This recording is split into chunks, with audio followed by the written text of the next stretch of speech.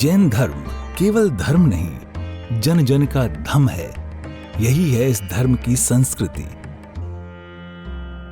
सन 2010 चातुर्मास के दौरान मांगी तुंगी और गजपंथा की तीर्थ यात्रा के बाद एक रात्रि गजपंथा की पहाड़ियों पर विश्राम करते समय आचार्य श्री देवनंदी जी महाराज को एक दिव्य स्वप्न प्राप्त हुआ।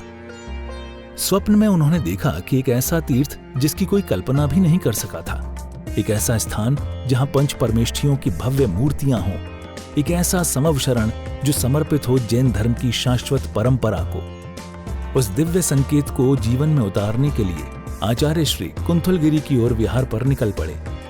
वहां एक श्रद्धालु ने अपनी भूमि पूज्य गुरुदेव को समर्पित की और यहीं से आरंभ हुई मुंबई आगरा हाईवे NH3 स्थित णमोकार तीर्थ के निर्माण की महायात्रा। ये वही भूमि है जिसे राम टेकड़ी कहा जाता है, जहां भगवान रामचंद्र जी ने 12 लाख वर्ष पूर्व तपस्या की थी। आज यही भूमि बन रही है जैन संस्कृति का जीवंत प्रतीक णमोकार महातीर्थ। यहां बन रही है 51 फीट ऊंची अरिहंत परमेष्ठी की मूर्ति, चारों दिशाओं में 31-31 फुट ऊंची अन्य परमेष्ठियों की मूर्तियां। कुल मिलाकर एक अद्वितीय समवशरण की रचना है जिसका वर्णन Guinness book of world record में दर्ज हो चुका है।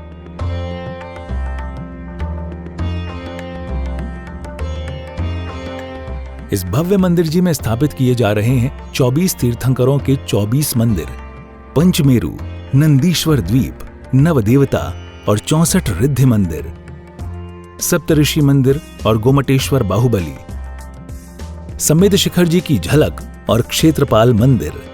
यहां पर अब तक 250 से अधिक कमरे निर्मित हो चुके हैं, जिनमें 75 साधु साध्वियों के लिए एवं यात्री निवास आधुनिक सुविधाओं से युक्त है।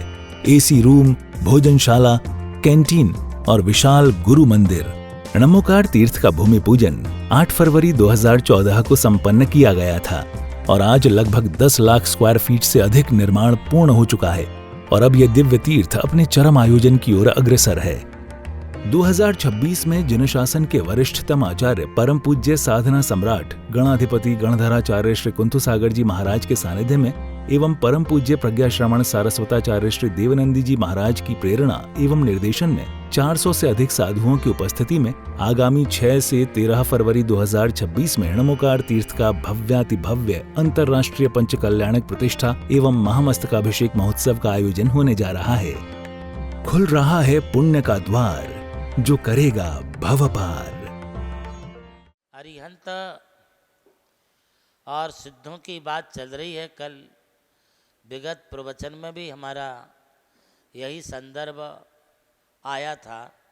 आज मैं पारस चैनल पर उपस्थित श्रोताओं के लिए यह बताना चाहूँगा कि अरिहंत परमेष्ठी जीवन मुक्त परमात्मा है, जबकि सिद्ध परमेष्ठी सिद्ध जिनेश्वर वे पूर्ण मुक्त परमात्मा है।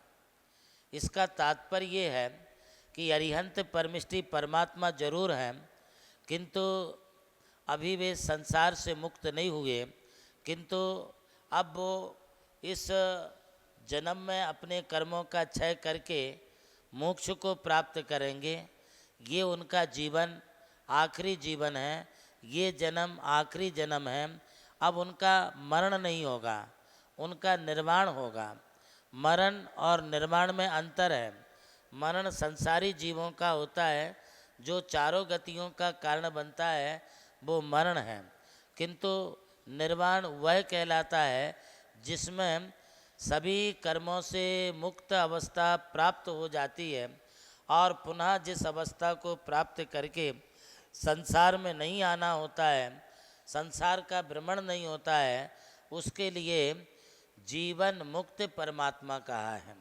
और वही वास्तव में जीवन मुक्त परमात्मा ही अब वो परिनिर्वाण अर्थात अंतिम अवस्था को, सिद्धत्व को प्राप्त करेंगे। अभी कुछ आयुष्य कर्म इनका शेष है।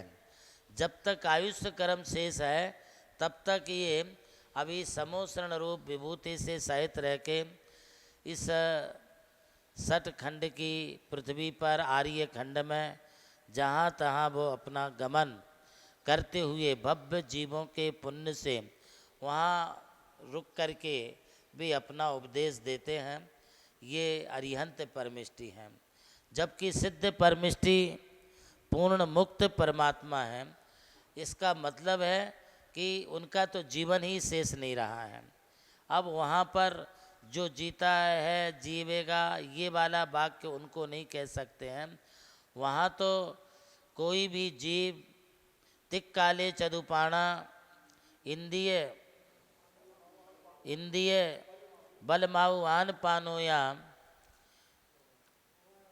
व्यवहारा सो जीवो निश्चय नेदो चेदना जस। यह जो द्रव्य संग्रह में नेमिचंद्र आचार्य ने बताया है, इसका मतलब यह है कि संसारी जीव त्रिकाल में इंद्रिय बल आयु और श्वासोश्वास इन प्राणों के द्वारा जीते हैं जीवेंगे। उन्हें व्यवहार न से जीव कहा है। अब सिद्ध भगवान में ये इंद्रिय बल आयु श्वासोश्वास आदि कोई प्राण शेष नहीं रह गए हैं। चेतना जस है। अब वहाँ पर चेतना ही प्राण है और इस चेतना रूप प्राण होने के कारण उन्हें हम पूर्ण मुक्त परमात्मा कहते हैं। कितने भी कल्प काल बीत जाए, कितने भी अवसर्पणी उत्सर्पणी काल बीत जाए, किंतु अब वे पुनः इस संसार में कभी लौट करके नहीं आते हैं। जो अन्य दर्शनकारों ने ईश्वरवाद अवतारवाद माना है, वो हमारे जैन दर्शन में ऐसे ईश्वरवाद और अवतारवाद के लिए नहीं माना है।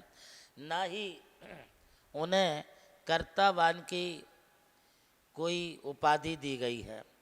ये तो होता जुगत जगत स्वयं परिणाम, जग का कर्ता क्या वे काम। सिद्ध भगवान अरिहंत भगवान जगत का कोई काम नहीं करते हैं। ये तो ऑटोमेटिकली सब अपने अपने कर्मानुसार परिणामानुसार होता रहता है। इसलिए अरिहंत और सिद्धों में ये दोनों में एक मौलिक अंतर होते हुए स्वरूप और पद की दृष्टि से सिद्ध बड़े होते हुए भी अरिहंत भगवान के द्वारा किए गए उपकारों से निर्वृत्त होने के लिए या उपकारों के प्रति कृतज्ञता को ज्ञापित करने के लिए नमोकार महामंत्र में नमो अरिहंताणम अरिहंत परमिष्टि को नमस्कार हो, ऐसा सर्वप्रथम उसे ग्रहण किया है। मैं आपको पुनः बता दूं, यदि अरिहंत परमिष्टि ना होते तो हम लोगों को आप्त आगम और पदार्थों का परिज्ञान नहीं होता था। अरिहंत परमिष्टि के प्रसाद से हमें आप्त कौन है यह भी मालूम पड़ा, आगम क्या है ये भी मालूम पड़ा, और आगम में प्रतिपादित जो पदार्थ विषयक बोध है उसका ज्ञान भी हुआ। इसलिए उपकार की अपेक्षा भी अरिहंतों को आदि में नमस्कार किया है। तत्वार सूत्र में 3 विशेषण दिए हैं अरिहंत के लिए।